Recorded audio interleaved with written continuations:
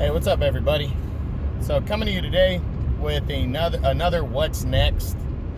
This video is going to be on the undefeated rising star and newly crowned WBC interim champion Ryan Garcia, following his biggest win of his career, defeating Luke Campbell on January 2nd on DAZN. Before I get into that, guys, I watch YouTube and follow a few guys, and I want to start mentioning, if you guys like my videos at all, if you could just like them, and subscribe and stuff like that, I'd really appreciate it, the support and all that stuff, because really, guys, if I could be honest for a second, my whole goal to this is just to get information out there. Yeah, I got opinions. I really think it out, and, I know I ended up, for the most part, I'm right way more than I'm wrong. But, whether you agree or disagree with some of the things that I say, I really try to express my opinion lined up with the opinion of the fans, and stuff like that. So I really am not biased. If I talk shit about a guy, it's valid, factual stuff. If I like a guy, it's valid, factual stuff. And, I got my favorite fighters. I got guys that I don't like, but it's usually based on my, my perception of things, and how I see things and how I think a fighter should be, and all that kind of stuff in terms of competition and what I do as a coach and stuff like that. So, I would really appreciate the support, by just liking the video, leave a comment if you want. And definitely, if you could subscribe, I'd really appreciate all that support. I got mad love for everybody. I started with very little with Instagram a couple years back, and a few years ago, and now I'm 90 plus subscribers, and I did my first video that hit over 1,000 views a couple months ago, and after I did that, I doubled my subscribers. So I was in the 40s of subscribers. Now I'm in the 90s, and I appreciate that, but I'm trying to push my channel, but also, our Standing 8 Count podcast. That's really informative, really trying to get it out there. And, we cover everything boxing and have some really good conversations. So, if you could just like the stuff, I'd really, really appreciate that. And, I'll try to throw a little shout out there, and mention that every time I start a video. But all that being said, let's jump into Ryan Garcia and his what's next and what is possibly on the horizon for him following a big-time win over Luke Campbell. This was a true test for Garcia going in, but I just had a feeling that Garcia was he was too young, too fast, and too strong for Luke Campbell, who's a great fighter. I've liked Luke Campbell from the very get. He's not your average fighter from the United Kingdom. This guy's got real skill, real talent.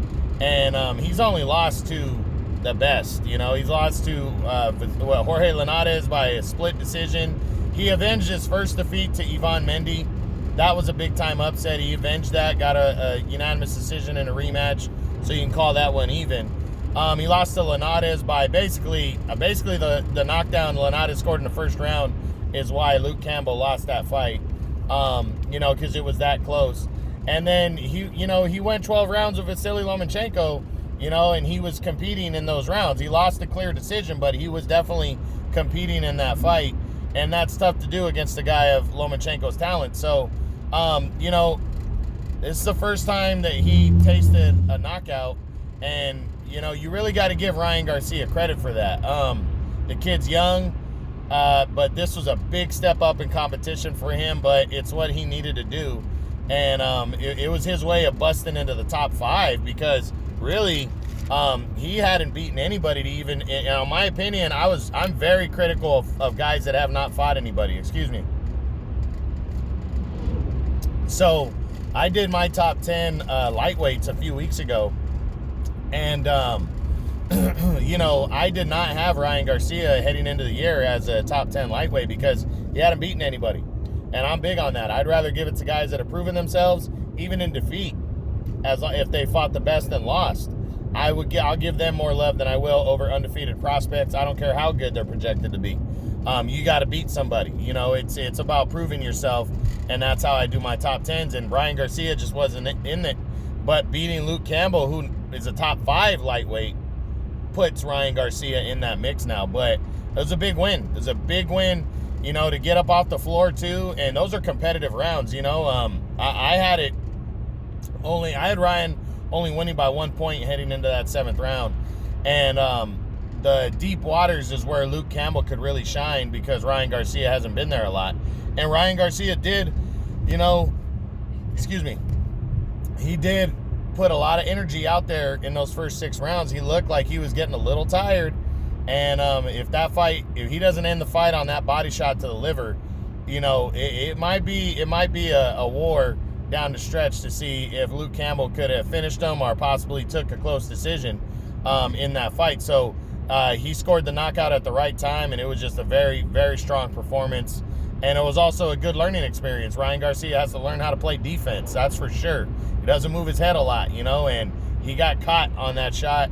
And like I've been saying, if he wouldn't have been pulling his head out just barely, if he would have stayed in there, he would have been, I think he might have got laid out, for the count on that one. But, that's neither here nor there because we don't know.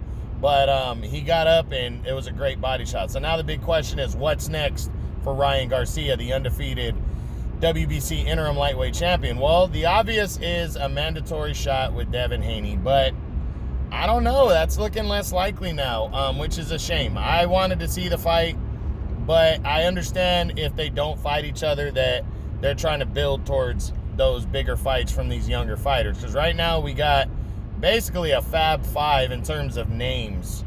You got the 4 rising stars: Gervonta Davis, Teofimo Lopez, Ryan Garcia, and Devin Haney now. And then you got, the pound for pound, one of the pound for pound best in boxing, Vasily Lomachenko, is still there. So you have some real serious talent on the rise. And, before these fights get made, some of these guys want to prove themselves a little more and build those fights, the younger guys especially. So, I think Ryan Garcia and Gervonta Davis also, he's the other option right now. I think those fights, I don't know. I'm not seeing from what Ryan and Devin Haney have been chopping it up online, even though the WBC ordered the fight.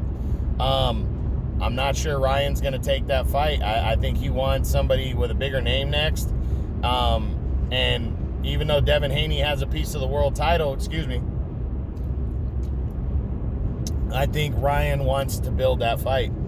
And, I don't see him. I would love to see him and Gervonta go at it. I know that's the fight that he wants, but it seems like such a difficult fight to make between the two promotions.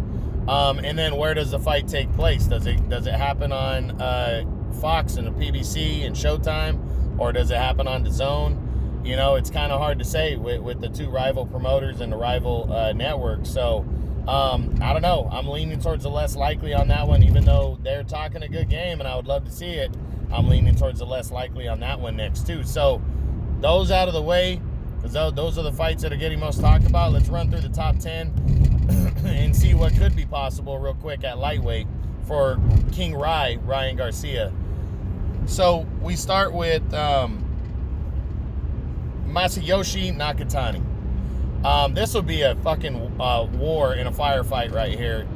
I'm not sure it happens, though, just because of promotional issues. I'm not 100% sure if Nakatani is co-promoted by Top Rank or he's with them. I know his 2 biggest fights have been with Top Rank and on ESPN, but I'm not sure if he's promotionally tied down to them or he's just working with them and he could kind of go wherever he wants. I would love to see that fight. I think it'd be a firefight right there. But, can the fight get made? I'm leaning towards the less likely, but I would love to see it. Okay, next at number 9 at the lightweight division. I'm trying to remember my top 10 right now. I have no idea why I'm drawing such a blank. But I know we have, let me see here. I know Richard Comey is in there and Javier. Oh, yeah, that's right. Lee Selby is the next guy. Number 9, Lee Selby, former 2-division champion. Wouldn't be a bad name to get on his resume, but Selby, I think the thing that would be a turnoff is not that he's coming off a loss, because that was a close loss to George Kambosos And it's definitely a fight that can be made because Selby's with Eddie Hearn and Matchroom, and it's a fight that can be made on DAZN. But I think it's a tough one, because a tough fight to sell, because Selby doesn't have any punching power. But hey, who cares? I mean, to get the name, a former champion on your resume, to build it up more, I think Ryan Garcia would be into that. So I wouldn't completely rule it out. I'm leaning towards the less likely, but I don't mind him facing a guy like Selby next. Even though I'd like it to be somebody bigger. Number 8, George Kambosos. I doubt it. Kambosos is going to almost for sure get the title shot with Teofimo Lopez next for the undisputed lightweight title. So I don't see this one next for Ryan.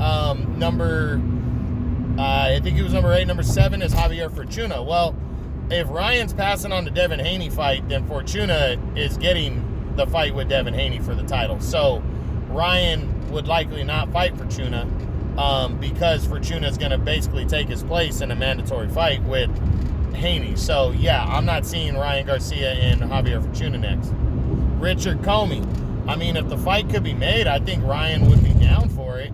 And Comey probably would too. But, you know, there's it's Top Rank working with Golden Boy in the rival networks. You know, I think Top Rank would give in and allow Richard Comey to go to DAZN to fight, because Ryan's such a bigger name and it would be a big money fight and opportunity for Comey. But there's also an expectation out of Garcia to stop Comey early, because Teofimo Lopez stopped Comey in 2 rounds.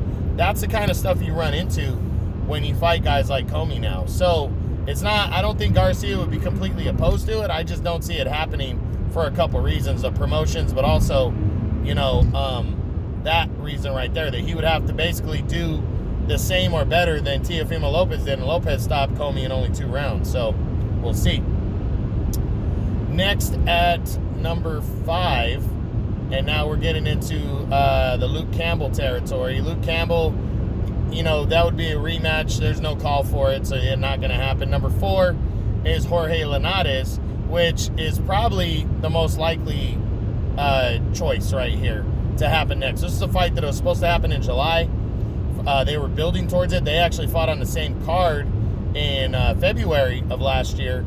But, you know, the fight got scratched, you know, for some reason. And now it looks like that fight could be an option. So I think it's a fight Ryan Garcia should go after, because he's proven himself now. And Linares barely beat Campbell a few years ago. So why not add another add a better veteran to your resume now in Jorge Linares? It would, back-to-back fights, you're beating 2 top 5 lightweights. That's huge, you know? So I think that's a very good choice, and probably your most likely one. We already discussed Gervonta Davis. He's at number 3. Number 2 is Vasily Lomachenko. Interesting matchup. I don't think it happens. Promotional issues. I don't know if, after coming off the loss to Lopez, if Lomachenko, I don't think he wants to take a risk against a guy like Garcia. And I don't know if Garcia wants to take a risk against a guy like Lomachenko yet. You know, I think he'd be into it, but I just don't think it's a fight that these 2 guys are running into each other with next. So I'm going to say no. And then number 1, Teofimo Lopez. This is a dream match for later. I think it's a very good matchup for later on, but it's not going to happen next. Lopez has mandatory fights due, and I don't think the fight's big enough yet. I don't think either one of them, it'd be big now. Imagine what it would be once they built their names up a little bit more. Then it'd be huge. We might not see this fight until they're both fighting at 140 and champions at 140, but at lightweight, I'm not seeing it, not next at least. So that's it for the what's next on Ryan Garcia. Again, I think your more logical choice is Jorge Linares. I'm not ruling out Lee Selby. I still think there's chances of Devin Haney and Gervonta Davis, but I'm leaning towards the less likely on those. But we'll see what Ryan decides to do and what can be worked out going forward. But that's what's next on Ryan Garcia.